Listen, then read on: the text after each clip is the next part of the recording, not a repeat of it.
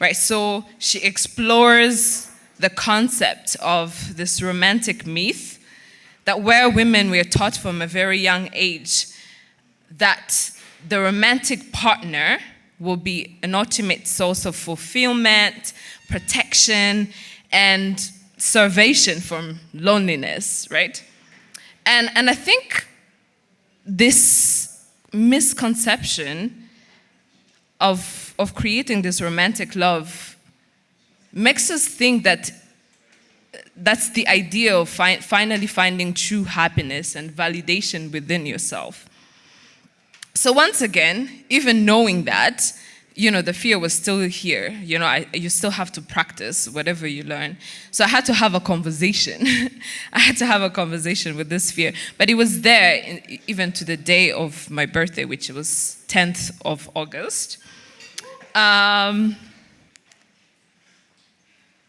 it happened, and it was, I think, a work day. And I was just so scared and people kept asking me, what are we gonna do? Did you plan anything? And I really genuinely didn't plan anything, which is ridiculous. But then the day came to happen. And here are some of the things that happened during that day. I wrote everything with no order in particular during the day. But my business partner, who we're sharing a vision, he's a guy, and we've been building Luna together. For those who know, it's a women's health care platform. And he put in my locker, a noskin, he put a very cute postcard with such really deep, intentional words. And that's the first thing that I woke up to that morning, with how much he appreciates me, blah, blah, blah, blah.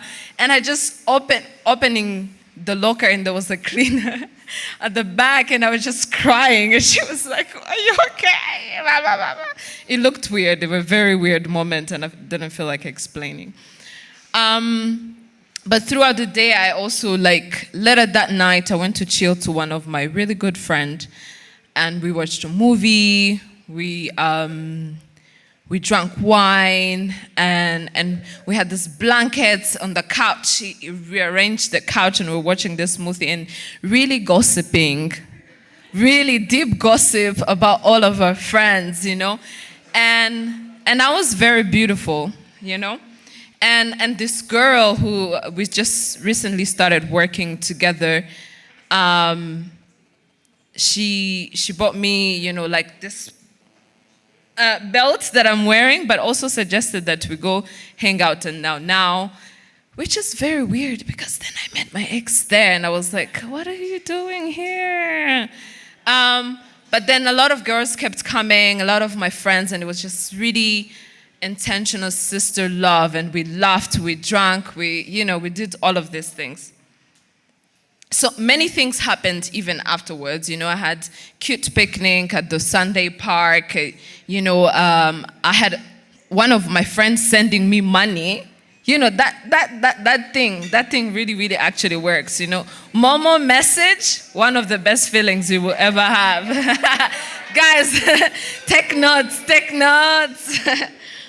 Anyway, there's so many things that happened, including, this really long, reckless video calls on WhatsApp with your friends from a very nose angle where you actually really look ugly. I don't think you guys have seen yourself that way.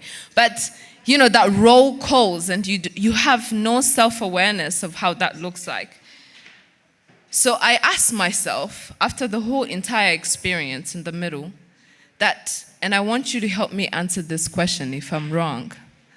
Do any of these questions to you sound like the most romantic things you ever heard? Yes. Right? Yes. So I thought that actually,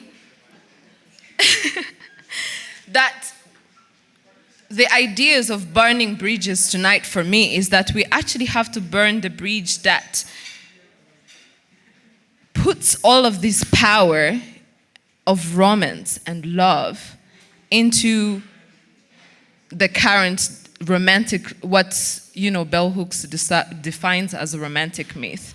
I think there's so much. I think friendships, sisterhood, brotherhood, people we are building visions and futures with, is the best romance you will ever have. And I think that the current romantic partnership could actually learn a lot of things from the friendships, And you will notice that some of your friends, you've been friends for, 10, 15 years, and partners came and left, And you're so attached to those ideas, but you don't have the same high value and attachment to friends who have been with you through thick and thin. And I think friendships should be romanticized.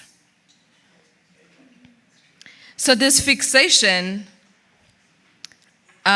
creates this notion that I wrote, that we don't even currently, we have lost hope for unconditional love because we're projecting it in the wrong scenarios, in the wrong connections. And we're expecting that there will be these particular partners who will bring everything plus orgasm. We need to talk about that. But I think forging deeper connection, even within romantic relationships that I've mentioned, are really just based on very unrealistic expectations. And I think we need to redefine and break the bridges of what we currently call romance. So tonight, it's my call for everyone to reject these limitations and open our hearts to all shades of love with all the intensity, where you can actually sit and yearn for a really connection with a brotherhood and sisters. Because some of these can actually be turned into, the long life partners that we hope to build life with. But I think it starts from there. So I will leave you with, obviously, my feminist notes that I've been using to deal with this as I close. So obviously some of the quote from Bell Hooks, All About Love. She says, to return to love, to get the love we always wanted but never had, to have the love we want but are not prepared to give. We seek romantic relationships. We believe these relationships more than any other. We're rescue and redeemers. True love does not have the power to redeem, but only if we are ready for redemption. Love saves us only if we want to be saved. And Toni Morrison, also another womanist favorite author of mine, talks in The Bluest Eyes. I think for those who have read it, it's such a profound story also about sisterhood. The love is not any better than a lover. Loneliness in it, yes, but loneliness is mine. Now you're lonely. You are lonely is somebody else's, made by somebody else and handed it to you.